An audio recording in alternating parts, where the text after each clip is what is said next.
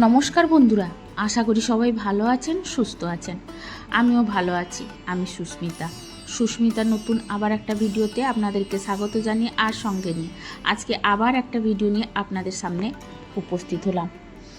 বন্ধুরা, যা গরম পড়েছে, কিন্তু এই গরমে দেরি করে ঘুম থেকে উঠেও কিন্তু বিন্দাস মেজাজে আমি আজকে 2 ঘন্টার মধ্যে সংসারের সমস্ত কাজ কমপ্লিট করলাম। আর সেটাই নিয়ে কিন্তু আজকের ভিডিও।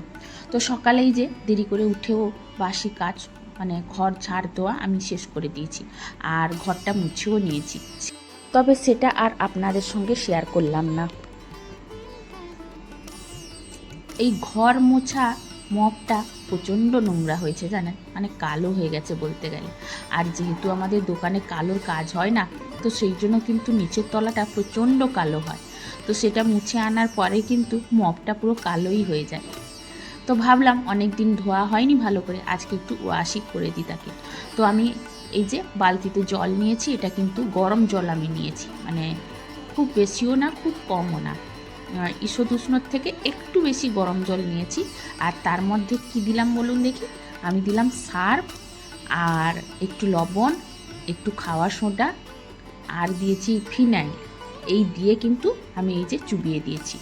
আর তার মধ্যে কিন্তু আমি এই যে এই গোলাপ ফুলের স্টিকগুলোকেও ডুবিয়ে দিলাম, কারণ এগুলো গ্যাসের সাইডে থাকে, তো তেল চিটে হয় একটু একটু, তো সেই জন্য ডুবিয়ে দিলাম।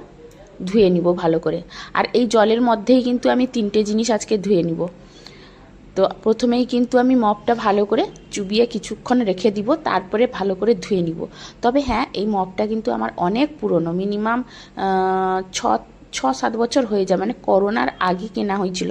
তো যেহেতু আমার কাজের বোন আসতো, এই মপটা কিন্তু এত ব্যবহার করা হতো না। তো সে যেহেতু এখন আসে না বলে আমি কিন্তু এটা ব্যবহার করছি। আর তো যাই হোক, তার মধ্যে কিন্তু প্লাস্টিক গোলাপ ফুলগুলোও ধুয়ে নিলাম। আবার সেই জলে কিন্তু আমি 2টো পাপোশও ধুয়ে নিব, কারণ জল অনেকটাই আছে। আর এর মধ্যে ধুয়ে নিলে এই জিনিসগুলো কিন্তু বেশ ভালোই পরিষ্কার হয়ে যাবে। আর যেহেতু আমাদের এই বাথরুমের সাইডে পাপোশগুলো থাকে না, তো একটু এরকম তেলচিটে ভাব বা চিটচিট করে কিছুদিন থেকে গেলে পাপোশগুলো। তো এরকম গরম জলে এরকম সার্ফ আর সোডা ফোডা দিয়ে কিন্তু ধুয়ে নিলে চকচকে হয়ে যায় পাপোশগুলো। তো তারপরেও আমি পাপোশগুলোকে একটু সার্ফ দিয়ে ভালো করে ব্রাশ দিয়ে ঘষে নিই। তো সে ব্রাশটা কিন্তু আজকে খুঁজে পেলাম না, তো সেই জন্য একটা বুদ্ধি খাটালাম। ওই পাপোশগুলোর ওপরেই কিন্তু আমি আমাদের জামা কাপড়গুলো ভালো করে কেচে নিলাম। তো তাতে কি হলো, পাপোশটা আরও ভালো করে পরিষ্কার হয়ে গেল। মানে এরকম একটু বুদ্ধি খাটিয়ে করে নিলে কিন্তু অনেক বুদ্ধি কাজে লাগানো যায় আমাদের, তাই না? তো আমি সেটা করলাম, যে পাপোশটা প্রথমে কেচে নিলাম, তারপরে আমাদের জামা প্যান্টগুলো কিন্তু কর্তামশাইয়ের প্যান্ট জামা এইগুলো কিন্তু ওই পাপোশের উপরে ভালো করে আছাড় দিয়ে দিয়ে কেচে নিলাম। তো সব কিছুই পরিষ্কার হয়ে গেল। তো তার সঙ্গে কিন্তু আজকে বাথরুমের ওই যে ট্যাপগুলো থাকে, ওই ট্যাপগুলোও কিন্তু পরিষ্কার করব। আর ওইগুলোও কিন্তু আমি একটু খাওয়া সোডা আর একটু সার্ফ আর একটু লবণ দিয়ে ভালো করে মাখিয়ে কিন্তু এগুলো পরিষ্কার করে নিব। দিলে কিন্তু অনেকটাই চকচকে হয়ে যাবে। আসলে কি জানেন তো, আমাদের এদিকে কিন্তু জলে প্রচুর প্রচুর পরিমাণে আয়রন থাকে। মানে মেজে পরিষ্কার করে সব জিনিসটা রাখি বলে না, বোঝা যায় না কিছু, না হলে কিন্তু সব জিনিসই হলুদ পড়ে যায়, মানে এতটাই কষ হয়। তো বাথরুমে দেখলেও মানে তাকানো যাবে না, এতটাই হলুদ পড়ে যায়। মানে 2-3 দিন অন্তর কিন্তু পরিষ্কার করছি। আর এই ফ্লোরটা তো বলতে গেলে প্রত্যেক দিনই চান করার সময় ব্রাশ ঘষে দিই, তো সেটা এতটা নোংরা হয় না, কিন্তু এই দেওয়ালে কিন্তু একটু একটু করে হলুদ পড়ে যায়। আর এই সব জিনিসগুলো পরিষ্কার কিন্তু আমাকে আগে করতে হতো না, আগে কর্তামশাই কিন্তু করে ফেলতেন। কিন্তু এখন আর ওর সময়ও হয় না, আর একটু হাতের ব্যথা হয়েছে বলে ও মানে করেও না। তো এই সব জিনিসগুলো কিন্তু আমাকে এখন পরিষ্কার করতে হচ্ছে। তো সেই জন্য আমার একটু এক্সট্রা চাপও পড়ে গেছে। তো সেই জন্য সময় করে যখন পারি করে ফেলি, কারণ সকালে উঠলেই কিন্তু একটু কাজের চাপ থাকে। তাছাড়া বড় কাজ হচ্ছে পুজোর কাজ, সেটা করার জন্য কিন্তু সব কাজ তাড়াহুড়ো করে করি। তো তারপরে আমি কিন্তু সব কাজ কমপ্লিট করে পুজো করে চলে এলাম। প্রথমেই কিন্তু 1 গ্লাস শরবত করে খেয়ে নিব, মানে বেল মায়ের কাছ থেকে নিয়ে এসেছিলাম, বেলগুলো নষ্ট হয়ে যাবে, তো সেই জন্য একটু বেল শরবত করে নিলাম। তো মেয়েকে দিয়ে দিলাম, তার বাবাকে দিলাম, আমিও খেয়ে নিলাম। তারপরেও কিন্তু একটু বেশি থেকে গেল, সেটা ফ্রিজে রেখে দিলাম, পরে আবার খেয়ে নেব। তারপরে আর আজকে কোনো ব্রেকফাস্টই করিনি, শুধু বেল শরবতটুকু খেয়েই কিন্তু সবাই আছি। তো সেই জন্য কিন্তু তাড়াতাড়ি করে ভাত আর ডাল বসিয়ে দিচ্ছি। আর আজকে অরড় ডাল করছি, আর একটু আলু ভাতে দেব, আম আর একটু দই স্যালাড করে নিব, ব্যাস এই দিয়েই কিন্তু দুপুরের আজকে খাওয়া দাওয়া হবে। যেহেতু আজকে নিরামিষ খাওয়া, তো সেই জন্য তাড়াহুড়ো করে কিন্তু চটজলদি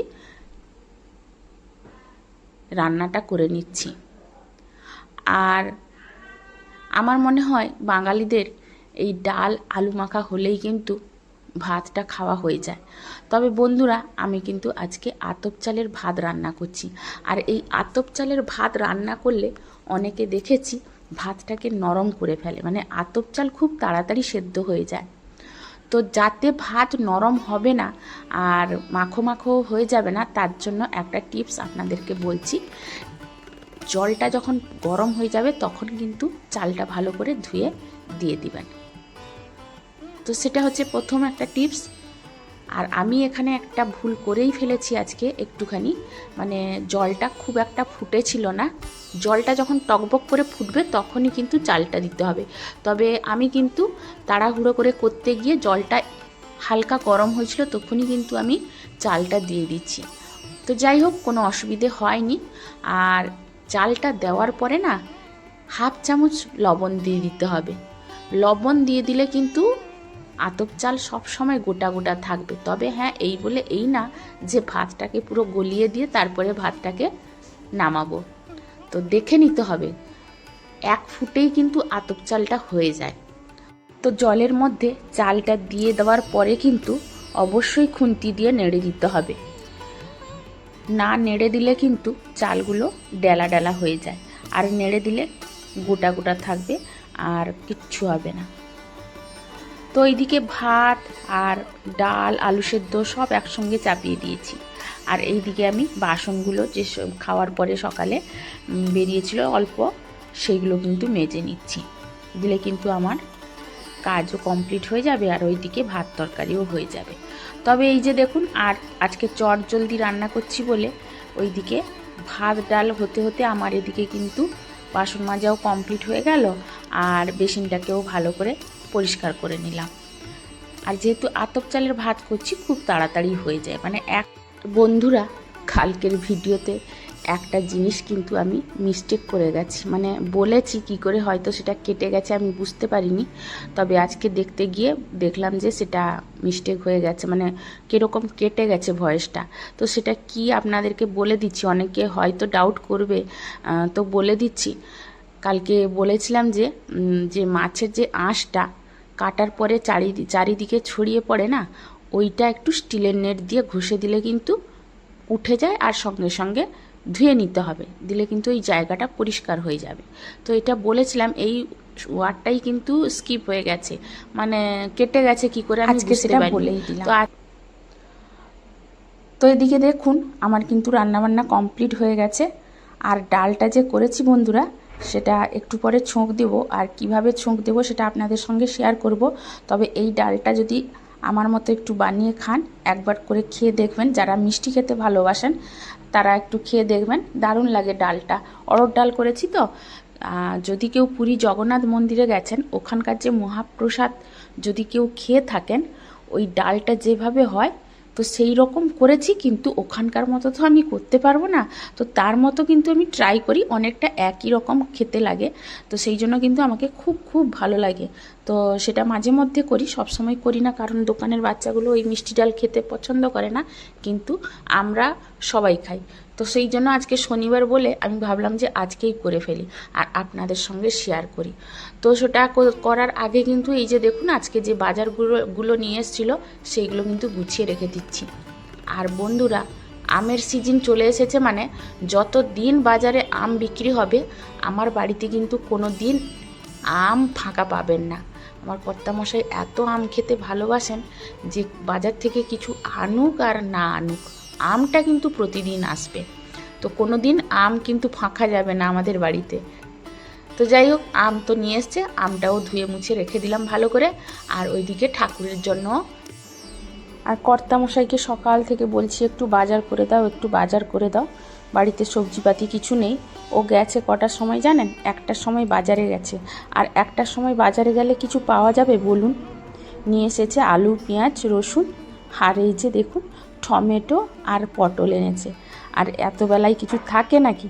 তো যা নিয়ে এসছে সেইটাই কিন্তু আমি গুছিয়ে রেখে দিলাম। আর ফলগুলো ঝুড়ির মধ্যে ঢুকিয়ে ফ্রিজে রেখে দিব। তো যেসব বন্ধুরা আমার ভিডিওটি এতক্ষণ দেখছেন তাদেরকে জানাই অসংখ্য অসংখ্য ধন্যবাদ।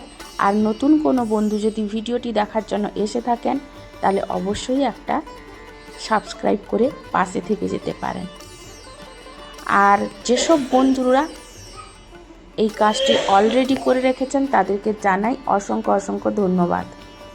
তো এই যে দেখুন আমি কিন্তু আলু পেঁয়াজটা এইখানে ঢেলে রেখে দিলাম। আর ওপরে যা অবস্থা হয়েছে সেটাকেও একটু গুছিয়ে নিব, কারণ কয়েকদিন আগে বাজারে গেছিলাম, বাজার থেকে কিন্তু পেটি হিসেবে নিয়ে এসেছিলাম ওই বাউলি আর লটিপাই। মেয়ে খাবে বলে নিয়ে এসেছিলাম।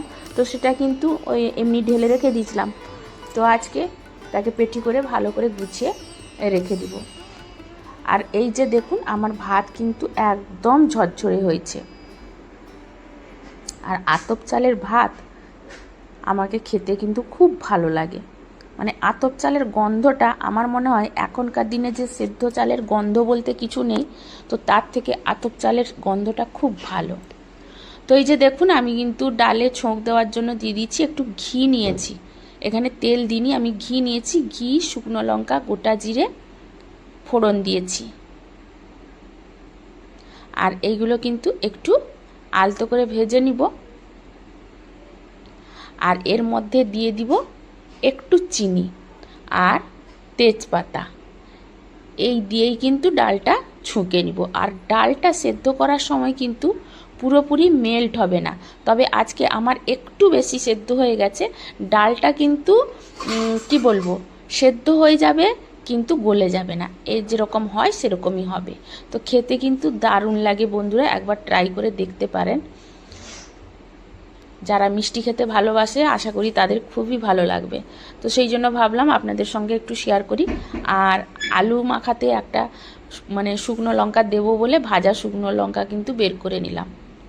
আর এই যে দেখুন আজকের দুপুরের মেনু, ভাত, প্লেন ভাত, ডাল, আম, আলু মাখা আর একটু দইয়ের রায়তা করে নিচ্ছি। এই দিয়ে কিন্তু আজকে জমিয়ে দুপুরে খেয়েছি সত্যি। আর খেতে খেতে আজকের ভিডিওটা শেষ করলাম। তো ভিডিওটা কেমন লাগলো অবশ্যই আপনারা কমেন্ট করে জানাবেন। আর আপনারা কেমন ভিডিও দেখতে চান অবশ্যই কমেন্ট করে আমাকে জানাতে পারেন, তাহলে আমি চেষ্টা করব সেই ধরনের ভিডিও আপনাদের সঙ্গে শেয়ার করার জন্য। তো আজকের মতো আপনাদের কাছ থেকে বিদায় নিচ্ছি, চলে আসবো কালকে আবার একটা ভিডিও নিয়ে। ততক্ষণে সবাই ভালো থাকুন, সুস্থ থাকুন, নিজেদের প্রতি যত্ন নিন।